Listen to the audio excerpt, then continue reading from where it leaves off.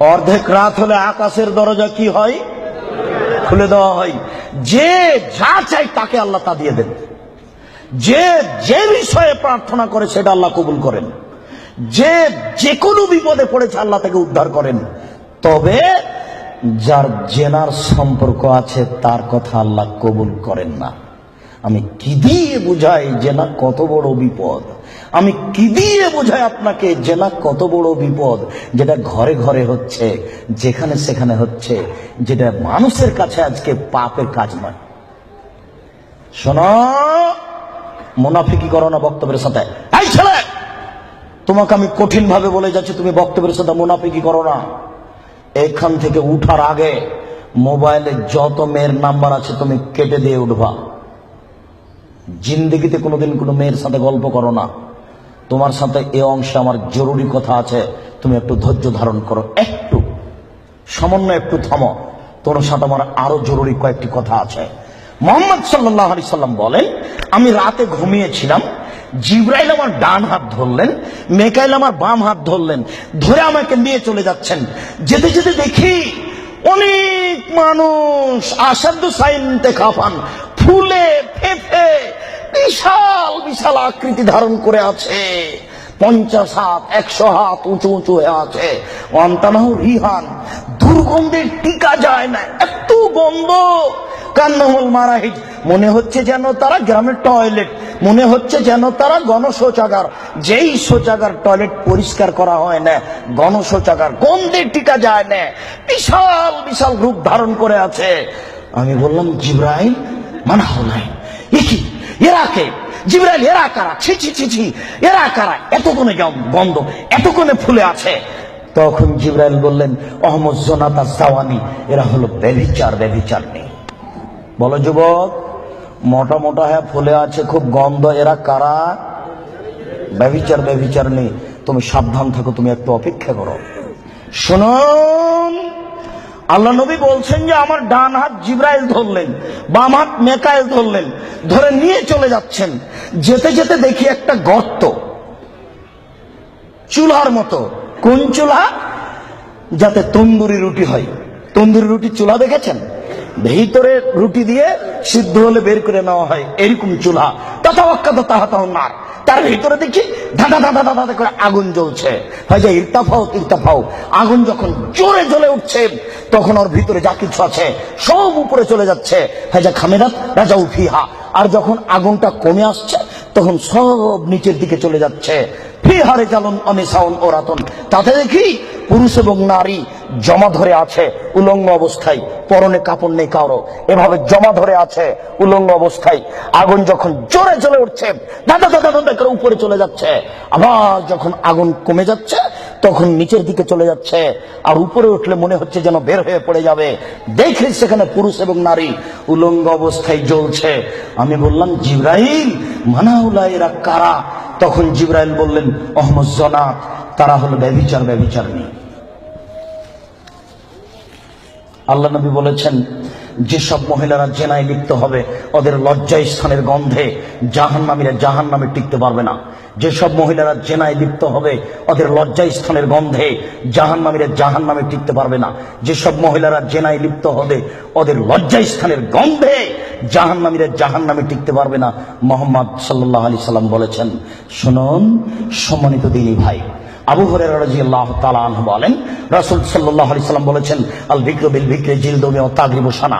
অবিবাহিত ছেলে যদি জেনায় লিপ্ত হয় তাহলে তাকে 100 লাঠি পিটিয়ে এলাকা থেকে 1 বছরের জন্য তাড়িয়ে দিতে হবে। তিনি বলেন, আস-সাইবু বিস-সাইব রাজম, বিবাহিত পুরুষ নারী যদি জেনায় লিপ্ত হয় তাহলে তাকে ইট ঢেল পাথর দিয়ে মেরে মেরে মেরে ফেলতে হবে। এদেশের লাখো ভাবিকে ইট ঢেল পাথর দিয়ে মেরে ফেলতে হবে যারা দেবরের সাথে জেনায় লিপ্ত হয়েছে। এদেশের লাখো দুলা ভাইকে ইট ঢেল পাথর দিয়ে মেরে ফেলতে হবে যারা সেলিকার সাথে জেনায় লিপ্ত হয়েছে। এদেশের লাখো পুরুষকে ইট ঢেল পাথর দিয়ে মেরে ফেলতে হবে যাদের স্ত্রী থাকার পরেও অন্য নারীর সাথে জেনায় লিপ্ত হয়েছে। এদেশের লাখো নারী বেহায়া, বেশরমা, লজ্জাহীনা নারী যারা স্বামী বাড়িতে থাকার পরেও অন্য পুরুষের সামনে নিজের পরনের কাপড় খুলে উলঙ্গ অবস্থায় জেনায় লিপ্ত হয়। শুনুন, এদের ইট ঢেল পাথর দিয়ে মেরে মেরে মেরে ফেলতে হবে, এদের বাঁচার কোনো পথ নেই। রাসূল সাল্লাল্লাহু আলাইহি সাল্লাম বলেন, 3 শ্রেণীর মানুষকে হত্যা করতে হয়, তবে 2 শ্রেণীর মানুষের বাঁচার পথ আছে। মনে রাখুন, 3 শ্রেণীর মুসলমানকে হত্যা করতে হয়, 2 শ্রেণীর মানুষের বাঁচার পথ আছে, 1 শ্রেণীর মানুষের বাঁচার পথ নেই। এক, কেউ যদি বলে আমি কোরআন মানি না, তাহলে তাকে হত্যা করতে হবে। কেউ যদি বলে গাভীর দুধ হারাম, তাহলে তাকে হত্যা করতে হবে। কেউ যদি বলে মদ হালাল, তাহলে তাকে হত্যা করতে হবে। সরকারের পক্ষ থেকে গলায় ফাঁস দেওয়া হয়েছে, ফাঁস টান টান, তখন বলছে বলেছে আমার ভুল হয়েছে, আমি কথা ফিরিয়ে নিলাম, তাহলে তাকে আর ফাঁসি দিতে হবে না, নামিয়ে নিতে হবে, বেঁচে গেল। পাপ করেছিল হত্যার যোগ্য। আমি বুঝাতে পারলাম না মনে হয়। 2, কেউ যদি কাউকে হত্যা করে, তাহলে তাকে হত্যা করতে হবে, এর নাম কেসাস। এই ছেলে, তোমার দাদার বয়স 90 বছর, তাহাজ্জুদ পড়ে ফজরের টাইমে বের হচ্ছিল, মসজিদে নামাজ পড়তে যাবে। কালকে তোমার দাদাকে একটা ছেলে গালি দিয়েছে, তাহাজ্জুদ পড়তে বের হওয়ার সময় দেখো ওই ছেলেটা, তোমার দাদা এক থাপ্পড় দিতে ছেলেটা মারা গেছে।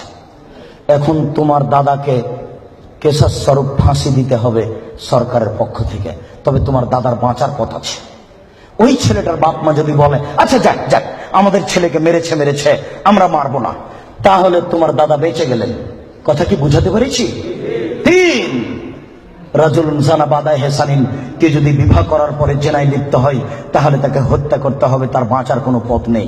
কেউ যদি বিবাহ করার পরে জেনায় লিপ্ত হয়, তাহলে তাকে হত্যা করতে হবে, তার বাঁচার পথ নেই। একটু জাতের মানুষ গ্রামে দিয়ে, গ্রামের সম্প্রদায়ের একজন মহিলা আসলো, আল্লাহ রাসূলের দরবারে এসে বলছে, তাহির নিয়া রাসূলুল্লাহ, হে আল্লাহ রাসূল, আপনি আমাকে পবিত্র করুন। তখন আল্লাহ রাসূল বললেন, ইরজি, বাড়ি তুমি ফিরে যাও, আস্তাগফিরুল্লাহ, আল্লাহর নিকটে ক্ষমা চাও, ও তুবি ইলাইহি, তুমি তওবা করো, তোমার পাপ ক্ষমা হয়ে যাবে। তখন মহিলাটি বলছে, হ্যাঁ তুরাদ্দাদুনি কামারা দাদ্দা মাইজুল মালিক, আপনি মাইজুল মালিকের বিচার না করে বারবার ফিরিয়ে দিয়েছিলেন, আপনি কি আমাকে সেইভাবে ফিরিয়ে দিতে চাচ্ছেন?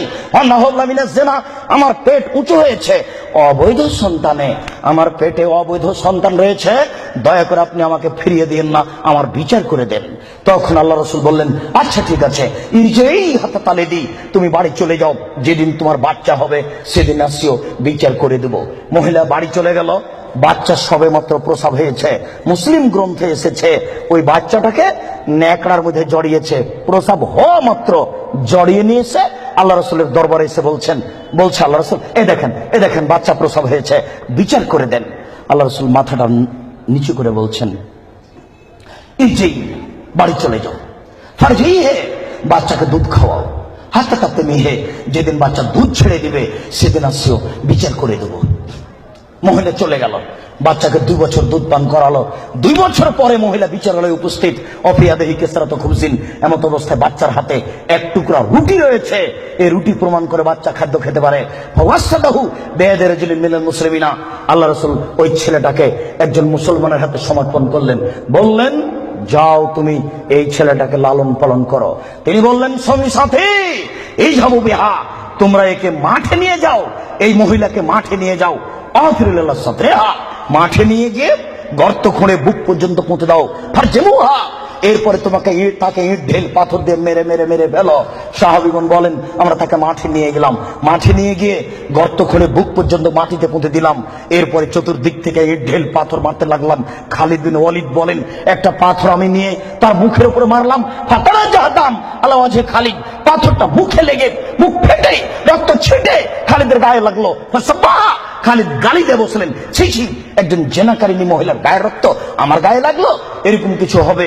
আল্লাহ রাসূল বললেন, মারে রে খালিদ, তুমি গালি দিও না, লাগা তাওবাতান লাউ তাওবা সায়মাসিন লা গফিরা লাহু। এই মহিলা আল্লাহর দরবারে এত ক্ষমা ভিক্ষা চেয়েছে, এই মহিলা আল্লাহর দরবারে এত কান্নাকাটি করেছে, পৃথিবীর বড় থেকে বড় পাপী যদি এইভাবে কান্নাকাটি করে, তাহলে তার পাপ ক্ষমা হয়ে যাবে। খালিদ, তুমি একে গালি দিও না, দুঃখিত, আপনাকে আমি কি দিয়ে বুঝাই?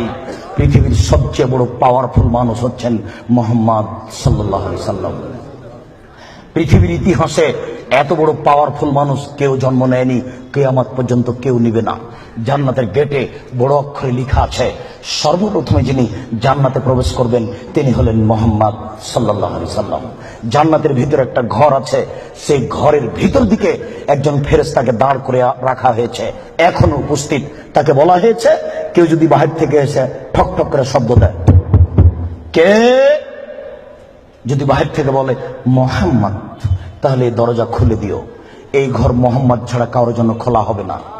আপনাকে আমি কি দিয়ে বুঝাই মোহাম্মদ সাল্লাল্লাহু আলাইহি সাল্লাম কত বড় পাওয়ারফুল মানুষ। বিচারের মাঠে ইব্রাহিম আলাইহিস সালাম বলবেন, কাদ গাজিবা আলাইয়া রাব্বি, আমার প্রতিপালক আমার উপরে রাগ করেছেন।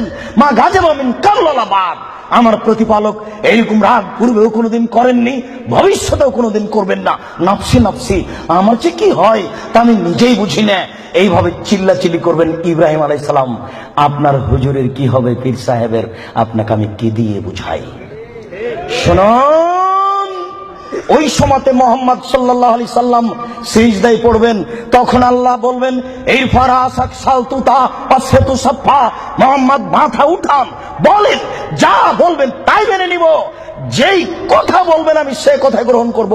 আপনি মাথা উঠান না, আপনি বলেন না আমাকে কি বলছেন, আমি আল্লাহ, আপনি যা বলবেন তাই মেনে নিব। এত বড় পাওয়ারফুল মানুষ, একটু বলতে পারলেন না, যাও যাও, তোমার বিচার হবে না, তোমার পাপ ক্ষমা হয়ে গেছে, যাও, তোমার বিচার হবে না, এই কথা তিনি বলতে পারলেন না।